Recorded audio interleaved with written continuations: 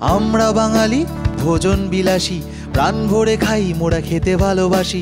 খাওয়া দাওয়া ভরপেট চাই রোজ হোক, আর চাই আড্ডা মিষ্টি ও টক। বাঙালির অক্সিজেন ফুড অ্যান্ড টক, তাই বাংলার ঘরে ঘরে মুখরোচক। আজকে আমার সাথে আছে সবার প্রিয়, আমারও খুব প্রিয় শন। Welcome to Tolly time. Hello, thank you for having me. অনেকদিন পর তোমার সাথে দেখা হলো। And hello to everybody else, long time no see. কেমন আছো বলো? মানে তোমার তো কোভিড হয়েছিল, এখন সেটা রিকভার করে এখন কেমন আছো? দেখতেই পাচ্ছ ঠিকই আছি, তোমার কি মনে হয়? না, ভালোই আছি। থ্যাংক গড এখন সব ঠিক হয়েছে, সব ঠিক রয়েছে। ইনফ্যাক্ট আমি এখনও সেফটি মেজার্স পালন করছি, বিকজ কোভিড মানে ইটস ভেরি আনপ্রেডিক্টেবল নাও। কবে যে রিল্যাপস করে যেতে পারি কোনো তো ঠিক নেই। এর আগেই আমরা আলোচনা করছিলাম, তো it's better to take precautions. খুব একটা বাইরে বেরোচ্ছি না, যদি কাজ থাকে তবেই বেরোই, otherwise I stay at home. আর সবাইকেও সাবধান করার চেষ্টা করছি। আচ্ছা শন, আমরা যেমন তোমাকে নিয়ে মানে আমরা শন ব্যানার্জির সঙ্গে যেমন আলোচনা করব, তাকে নিয়ে কথা বলবো, তার লাইফের নানান সাইড নিয়ে কথা বলবো। এখন তো খুব অল্প দিনের মধ্যে আবার চূড়ান্ত ব্যস্ততা শুরু হতে চলেছে। মন ফাগুন নতুন ধারাবাহিক আসতে চলেছে এবং তার প্রোমোটাই এত আই ক্যাচি, সবার এত মানে প্রোমোটা বেরোনোর সঙ্গে সঙ্গে এত শেয়ার, এত ফিডব্যাক পেয়েছো। তো তোমার পার্সোনাল কী ফিডব্যাক পেয়েছো? Feedback has been very good, touch wood so far. সবার খুবই ভালো লাগছে। অ্যান্ড আমার নিজেও ভালো লাগছে, কারণ এটা একটা ফাগুন মানে স্প্রিং, রাইট? তো একটা নতুন বিগিনিং, একটা নতুন জার্নি। আশা করি এটাও ভালো যাবে, সব মানে সব কটা জার্নির সাথে এটাও ভালো যাবে। অ্যান্ড দর্শকের ভালোবাসার অপেক্ষায় রইলাম। ওরা এমনিতেই আমাকে খুব সাপোর্ট করে এবং আশা করছি পরবর্তীকালেও এইভাবেই সাপোর্ট করতে থাকবে। শুটিং কবে থেকে মোটামুটি শুরু হচ্ছে? আমাদেরকে যা বলা হয়েছিল হচ্ছে পয়লা বৈশাখের পরেই, বাট আই থিঙ্ক যেহেতু এখন কোভিডের কেসেস অনেক বেড়েছে অ্যান্ড ইলেকশনসেরও প্রেশার রয়েছে, আই থিঙ্ক ওটা একটু পেছোতে পারে, বাট এক্স্যাক্ট ডেট জানি না। And hopefully within a months time হয়তো অন এয়ার হবে। ওই যে বললাম ধারাবাহিক নিয়ে যেমন কথা হবে, অনেক ওকে নিয়ে মানে শনকে নিয়েও ব্যক্তিগতভাবে কথা হবে। তো আমরা একটা কথা খুব জানতে ইচ্ছা করলো, মানে এটা যেহেতু একদম আড্ডাই, মানে একদম কি বলবো, ব্রেকফাস্ট টেবিলে বসে আড্ডার মতো আড্ডা। প্রথম জার্নিটা শুরুর দিকটা, মানে তোমার যেহেতু একটা family background, huge family background আছে, সেটা তো ঠিক আছে, কিন্তু এমনিও তোমার ছোটোবেলা থেকে কি ইচ্ছা ছিল যে অভিনয়টাই করব? অ্যাকচুয়ালি আই ওয়াজ ঠিক অভিনয়টা করব এটা কখনো আমার মাথার মধ্যে আসেনি। মানে আমি কখনো সিদ্ধান্ত নিয়ে নিই যে অভিনয়টাই করতে হবে। আমি ছবি আঁকা খুব পছন্দ করতাম। I consider myself to be an artist, হয়তো কিছুটা লেভেল অবধি অ্যাটলিস্ট। আর I really love the form of art. Okay, সেটা যে কোনো ক্ষেত্রেই হোক, সেটা গান হোক, মিউজিক হোক, নাচ হোক, বা সিনেমা, ছবি আঁকা, whatever field, for me art is something which is very special. আর সেটার একটা আলাদা সেন্টিমেন্ট আছে। তো আমি আমার দিদার সাথে অনেকটা সময় স্পেন্ড করেছিলাম চাইল্ডহুডে।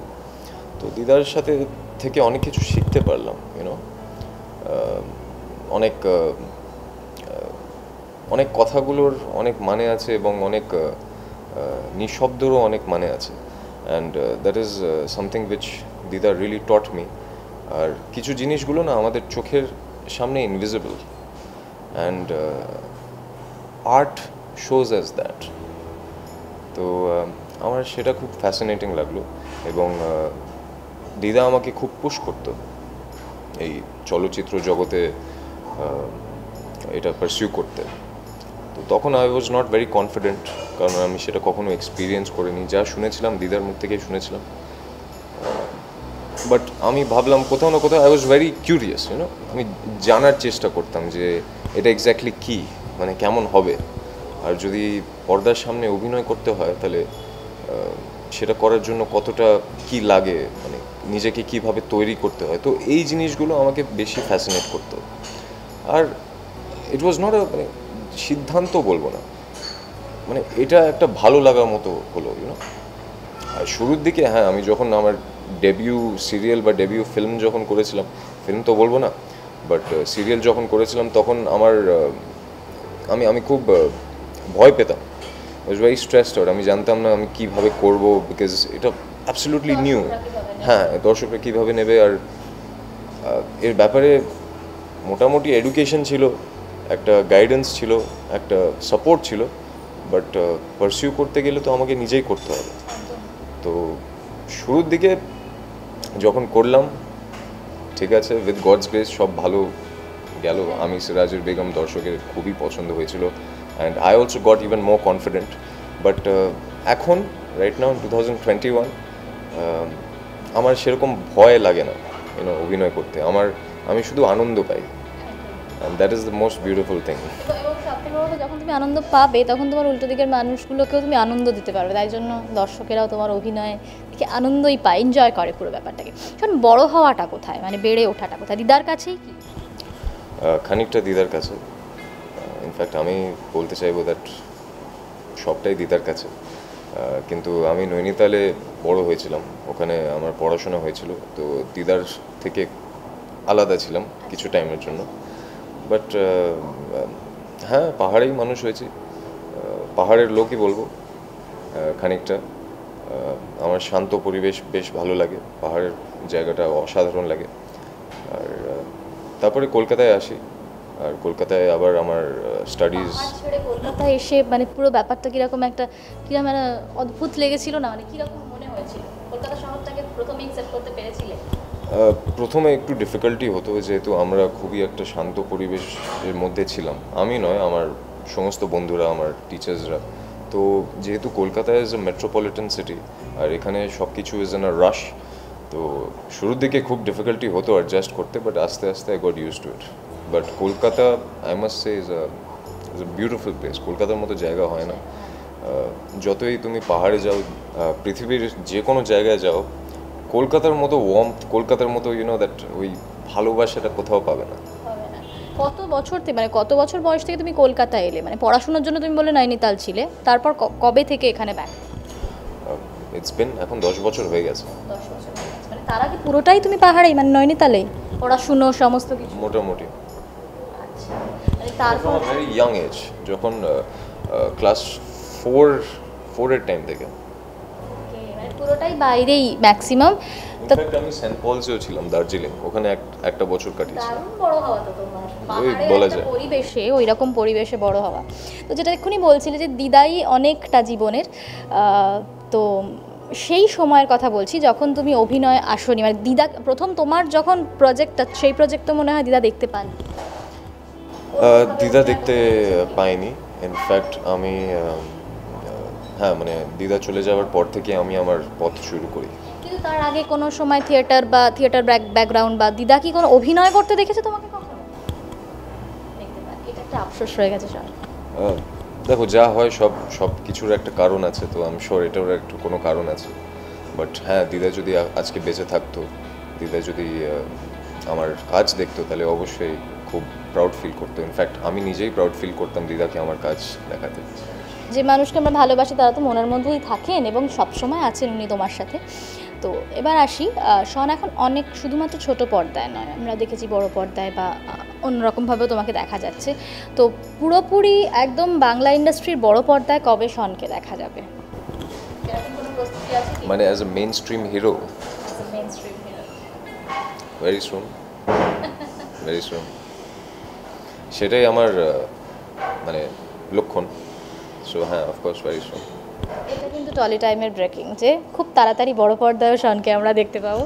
তো আমাকে একটা কথা বলো, মানে যখন তুমি মানে অভিনয় করবে ভাবলে এবং সিরাজের মতো একটা ক্যারেক্টার করলে, সেই সময় থেকে মানে এই যে ধারাবাহিকের একটা মানে মানুষ একটা ডায়াগ্রাম করে নেয়, ধারাবাহিক মানে 4টে দেওয়ালের মধ্যে একটা গল্প বা কিছু, তোমাকে কিন্তু একদম অন্য রকম ধারায় দেখা গেছে। তো তুমি কি তোমার কন্টেন্ট নিয়ে খুব চুজি? কন্টেন্ট নিয়ে চুজি বলছো?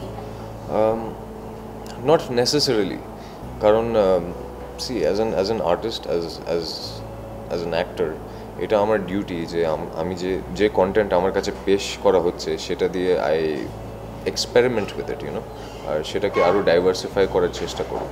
So it is not right. মানে অনেকেরা বলে যে মেগা সিরিয়াল বা টেলিভিশনে ইট ইজ ভেরি মানে স্টিরিওটিপিক্যাল, হয়তো সব কটা মেগা সিরিয়াল ওই টিপিক্যালি ওই ফ্যামিলি ড্রামাতেই লিড করে, but no, that's not correct. In fact এখানে আকাশ নীলে যদি দেখা যায়, the focus was mainly on the male and the female প্রোট্যাগনিস্টস।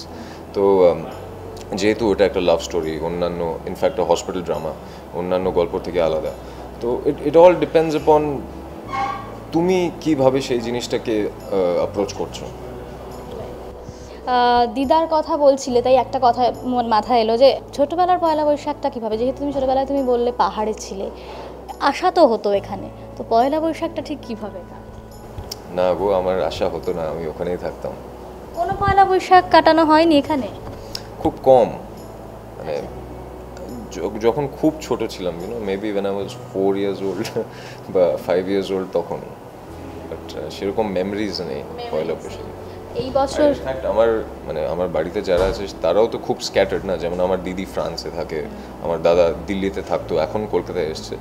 But সেজন্য আমরা, বিকজ পয়লা বৈশাখ মানে পরিবার একসাথে থাকবে, তো কেউই তো থাকতো না।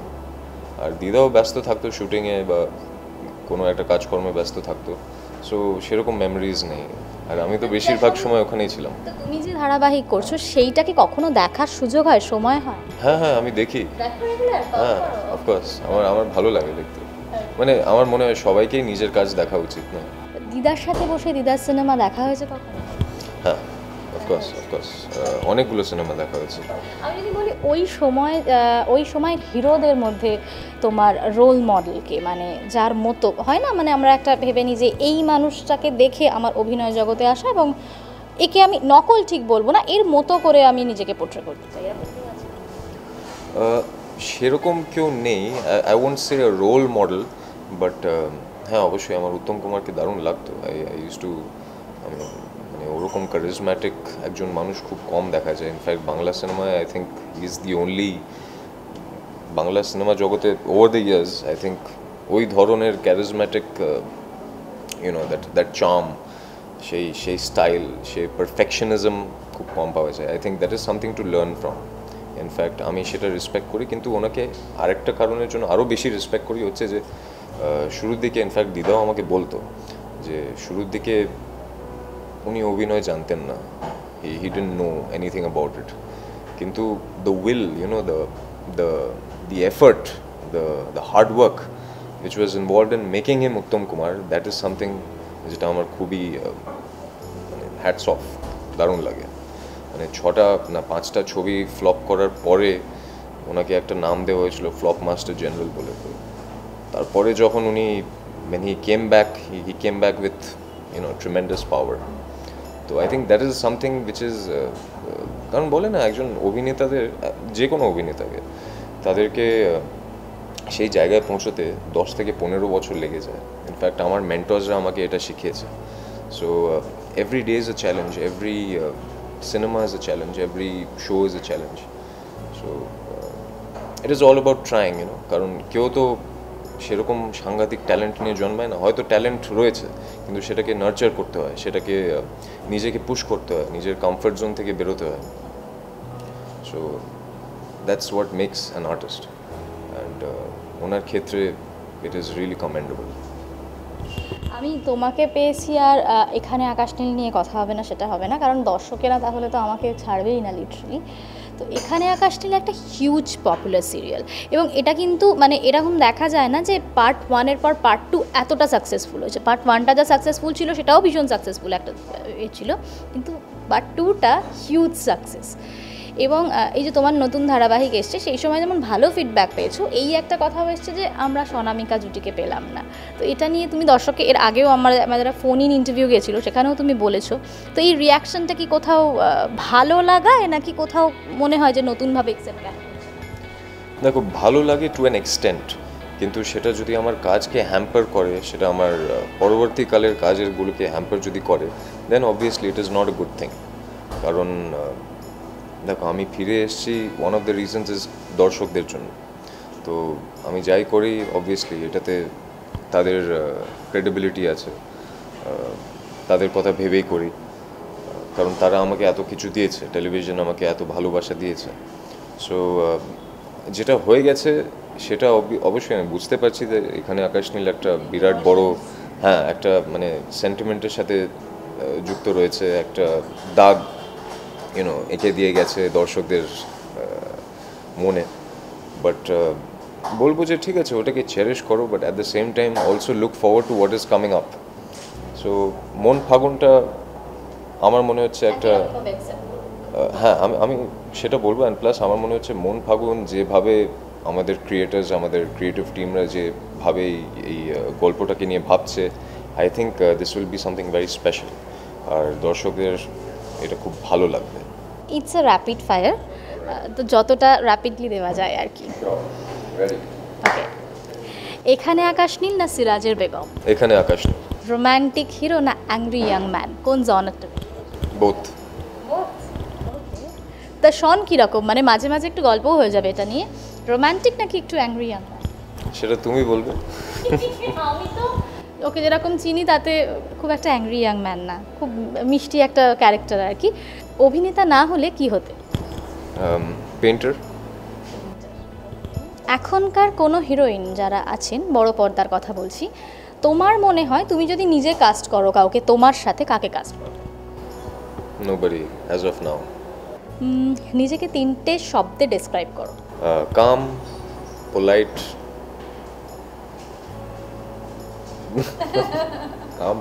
And well ম্যানার্ড। নতুন বছরের রেজলিউশন কি? To do better work. Selfie না অটোগ্রাফ?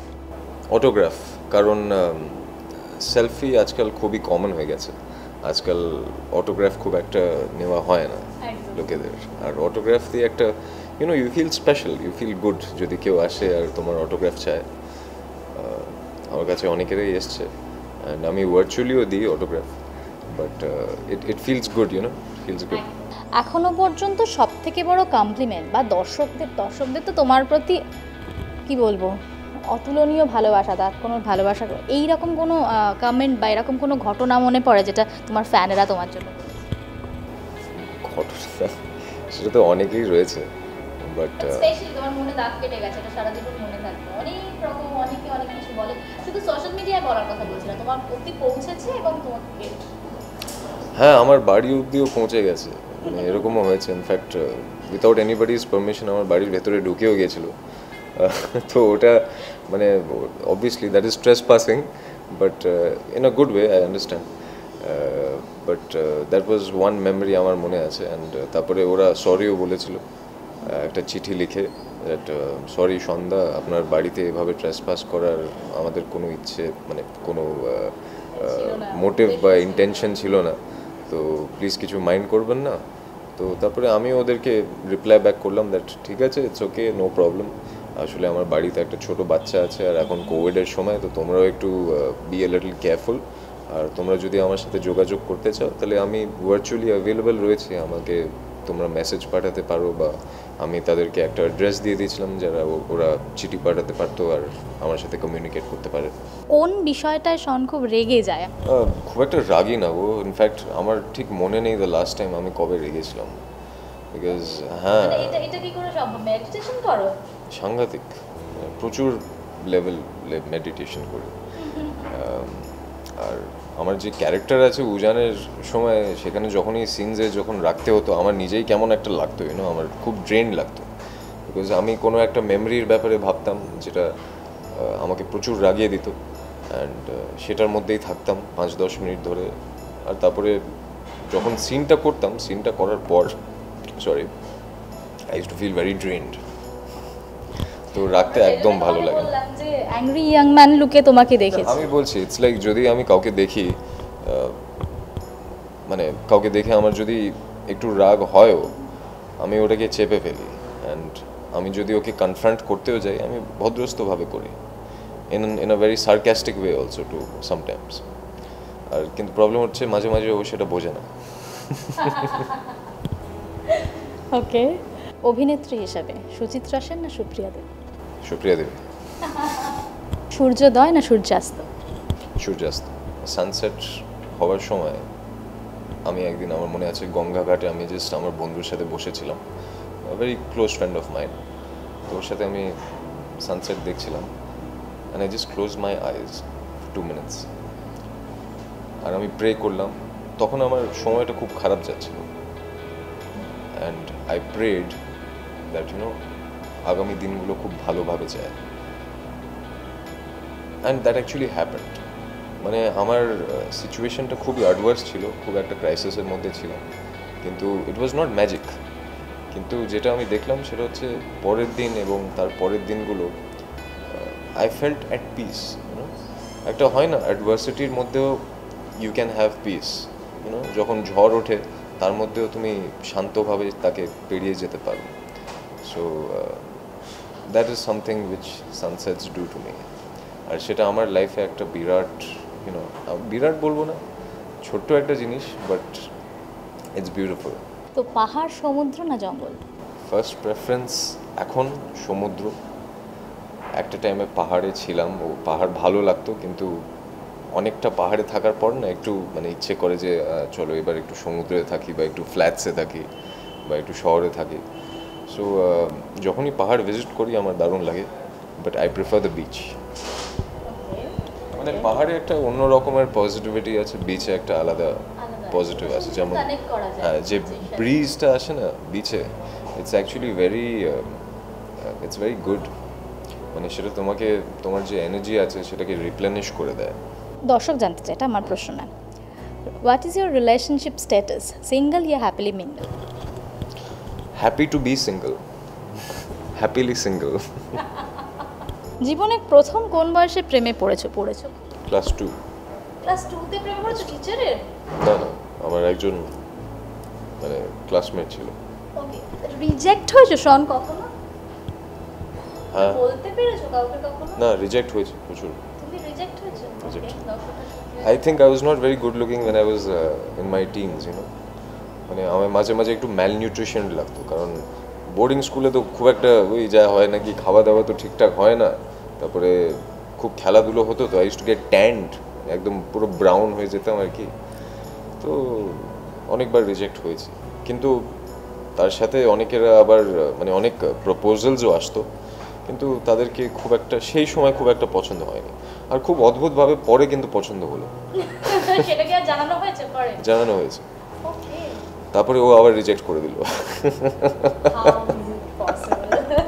নিজের লাইফ পার্টনারকে ঠিক কি ভাবে দেখতে চাও? আমি বলবো না তার মধ্যে কি গুণ থাকুক, কারণ লাইফ পার্টনার ঠিক ওরকম গুণ দেখে দেখে তুমি নেবে এরকম ব্যাপার না।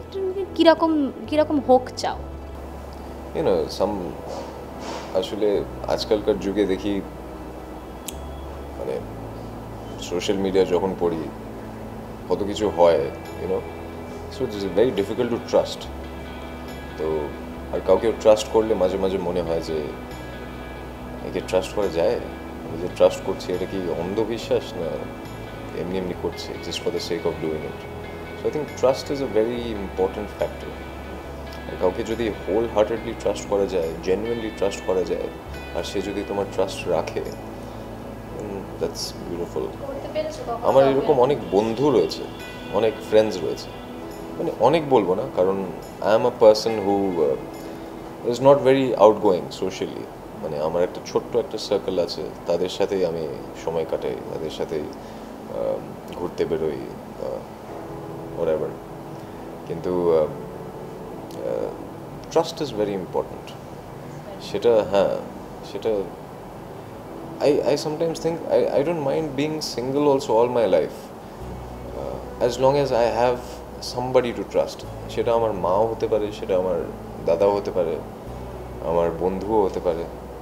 তো দ্যাট ইজ দ্যার, বিকজ একজন লাইফ পার্টনার তো এটাই নয় যে একজন, অবভিয়াসলি একটা টাইমে একটা রিকোয়ারমেন্ট থাকে, একটা ফিজিক্যাল রিকোয়ারমেন্ট থাকে, একটা ইমোশনাল রিকোয়ারমেন্ট থাকে to have a partner, but ওই সব থেকে আরও পবিত্র হচ্ছে একটা bonding, very genuine, very mutual, trustworthy bonding. সেটা খুবই ইম্পর্ট্যান্ট। ইন্ডাস্ট্রির কাছের বন্ধু? ইন্ডাস্ট্রির কাছের বন্ধু বলবো না, বাট দিদি বলবো, ঋতু দিদি। She is very close to me and she is a beautiful person. I think ঋতুদির সাথে কাজ করতে গিয়ে আমার একেবারেই মনে হয়নি যে আমি একজন কো অ্যাক্টরের সাথে কাজ করছি। I felt like she is somebody of my own, you know. 5টা বছর পর নিজের গ্রাফটাকে ঠিক কিভাবে দেখতে চাও? 5 years আমি অনেক কিছু করার ইচ্ছে আছে। ইনফ্যাক্ট শুধু অভিনয় না, আমার খুব ইচ্ছে আছে একটা এক্সিবিশন রেডি করার, যেখানে আমি আমার আর্ট ডিসপ্লে করব কলকাতায়। তো তার জন্য প্রস্তুতি নিতে হবে, সেটার জন্য সময় লাগে। আর আমার খুব ইচ্ছে আছে একটা স্টেজে প্লে করার,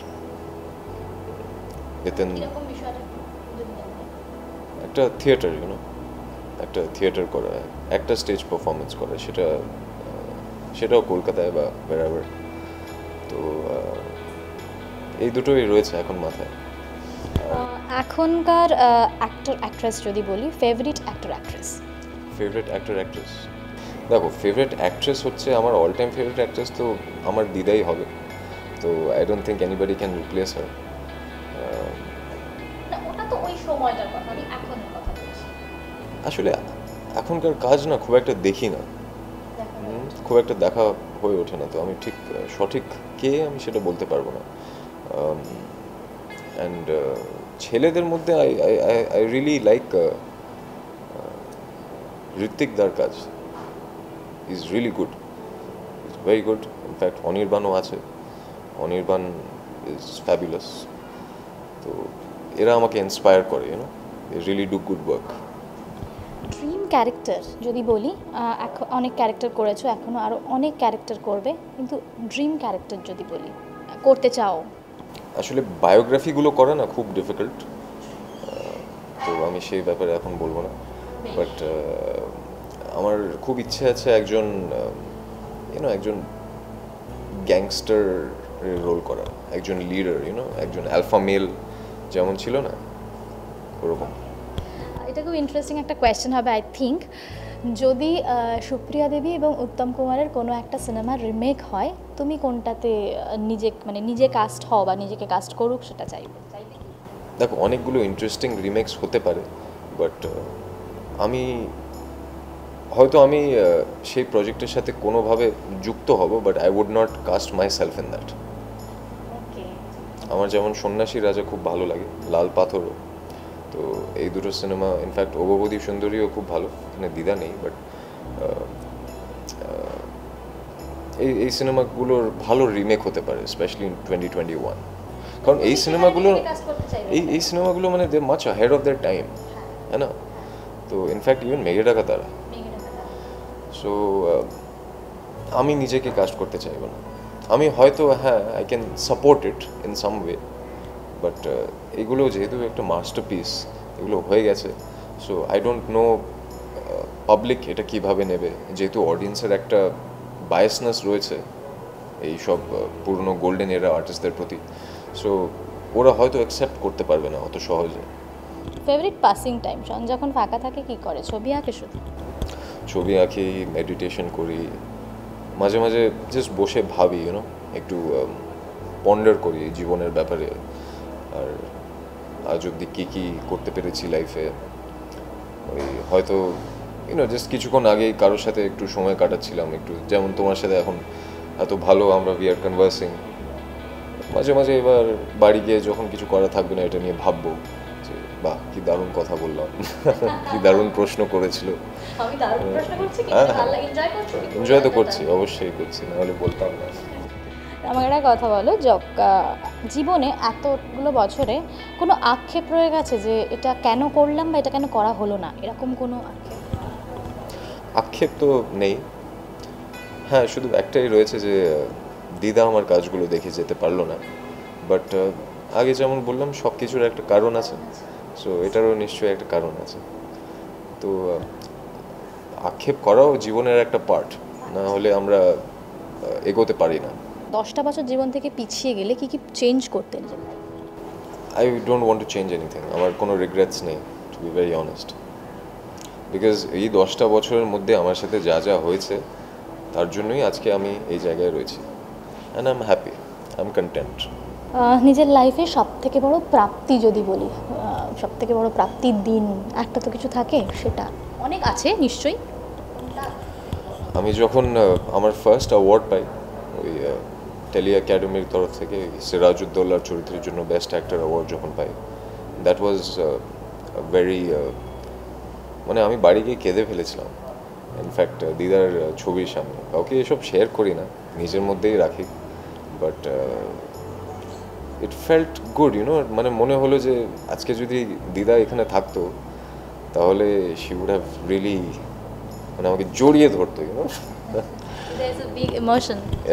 very much. আমরা জানি যে সুপ্রিয়া দেবী রান্না করতেন খুব ভালো। তোমার দিদার হাতে ফেভারিট ডিশ যদি বলি? ওগুলো বলা যাবে না এখন আমি জাস্ট কফিটা খাচ্ছি, আমি এনজয়িং মাই কফি, এখন ওগুলো মনে করিও না। বাট হ্যাঁ, কষা মাংস খুব ভালো বানাতো দিদা, অ্যান্ড চিংড়ি মাছের মালাইকারি, দ্যাটস মাই ফেভারিট। মানে আমি অনেকগুলো রেস্টুরেন্টসে গেছি, অনেকগুলো রান্না খেয়েছি, চিংড়ি মাছের মালাইকারি রান্না খেয়েছি, বাট ওই স্পেশালিটিটা ওই জিনিসটা আর কোথাও পাবো না। অ্যাকচুয়ালি হয় না, দিদা বলতো that this is an emotion, cooking is an emotion. তো যখন কেউ কারোর প্রিয়জনকে রান্না করে খাওয়ায়, নিজের হাতে রান্না করে খাওয়ায়, তো তার সাথে একটা সেন্টিমেন্ট জড়িয়ে আছে, অ্যান্ড সে যখন সেই স্বাদটা মানে মুখে নেয় বা পায়, একটা আলাদা আনন্দের ব্যাপার, তো that I don't think any restaurant, any ordinary chef or any special chef also can make. এটা একটা আলাদা ব্যাপার। অনেকে অনেক ক্রিটিসিজম করে তাদের নিয়ে, মানে তাদের সম্পর্ক নিয়ে, তাদের থাকা নিয়ে, তাদের নানান কিছু নিয়ে। মানুষ তো ওই জায়গাটায় প্রেজেন্ট থাকে না, কিন্তু ক্রিটিসিজমটা তো মানুষের আসে, সেটা কি কোথাও খুব হার্ট করে? কিছু বলতে চাও? দেখো, ক্রিটিসিজম তো অবশ্যই আসবে, বিকজ সেই সময় যদি কেউ তার বাড়ি ছেড়ে অন্য একজন পুরুষের সাথে লিভ ইন করে, মানে বিয়ে করে লিভ ইন করে, that is obviously against the society সেই সময়, কারণ কারোর পক্ষে সেটা সম্ভব ছিল না। ইনফ্যাক্ট আমার দিদার যে কটা বোন ছিল, 8 বোন ছিল, 8 দিদি ছিল, দিদার সব থেকে ছোটো, so none of them had that kind of courage, that bold attitude. তো অবভিয়াসলি তারা মানে রিডিকিউল তো করবেই, সোসাইটি ক্রিটিসাইজ তো করবেই, যে কোনো বোল্ড স্টেপ করার আগে ক্রিটিসিজম তো ফেস করতেই হবে, কিন্তু তার মধ্যে দিয়েও লড়ে যেতে হয়। So it's okay, criticism is also a part of life, তো সেটাকে জাস্ট নিতে হবে। The idea is that you have the strength, you have the courage to face that criticism, যেটা অনেকেরা পারে না। So that was a very bold move সেই সময়। শন এমন একটা মানুষ যার সাথে খুব অনায়াসে কথা বলা যায়, মনে হয় যে বাইরে থেকে হয়তো তোমার দর্শকরা দেখে ভাবেন যে স্টারডম বা কিছু, সেই ব্যাপারটা যদি ওর সাথে মেশা যায়, সত্যি হয় না। I am lucky. খুব ভালো লাগলো ইন্টারভিউ ঠিক বলবো না, অনেক কথা জেনে, অনেক কথা শেয়ার করে। ইনফ্যাক্ট তোমার কেমন লাগে? আমার এখন খুব ভালো লাগছে, মনটা হালকা হয়ে গেছে, and thank you for asking such beautiful questions. আমার নিজেই খুব ভালো লেগেছে। Thank you. দর্শকদের কি বলবেন? তোমাদের সাপোর্টের জন্যই আজকে এই পথে আসতে পেরেছি, আর একটা নতুন ধারাবাহিক আসতে চলেছে, মন ফাগুন। সো আপনারা চোখ রাখুন, সেটা খুবই স্পেশাল হবে। আমার তো খুবই ভালো লাগছে এখন। ইনফ্যাক্ট শুটিং আরম্ভর সময় আপনাদের সবাইকেই আপডেট করব মন ফাগুনের ব্যাপারে, আর আমার চরিত্রের ব্যাপারে, ঋষি রাজের ব্যাপারে। সো আপনারা দেখতে থাকুন স্টার জলসা অ্যান্ড টলি টাইমের ইনস্টা, ফেসবুক, ইউটিউব পেজেও চোখ রাখবেন। Thank you. Rishi Raj, impressive name, দারুণ লেগেছে আমার নামটা। তো এনিওয়েজ, আমাদের এই কথোপকথন কেমন লাগলো আমাদের কমেন্ট বক্সে জানান। আরও শনের আগামী প্রজেক্টসের নানান রকম আপডেট পেতে অবশ্যই চোখ রাখুন টলি টাইমে, আর দেখতে থাকুন, সঙ্গে থাকুন। টলিপাড়ার লেটেস্ট নিউজ আর এক্সক্লুসিভ ভিডিওর সঙ্গে আপডেট থাকতে এখনই সাবস্ক্রাইব করুন আমাদের ইউটিউব চ্যানেল। বেল আইকনে ক্লিক করতে ভুলবেন না যেন।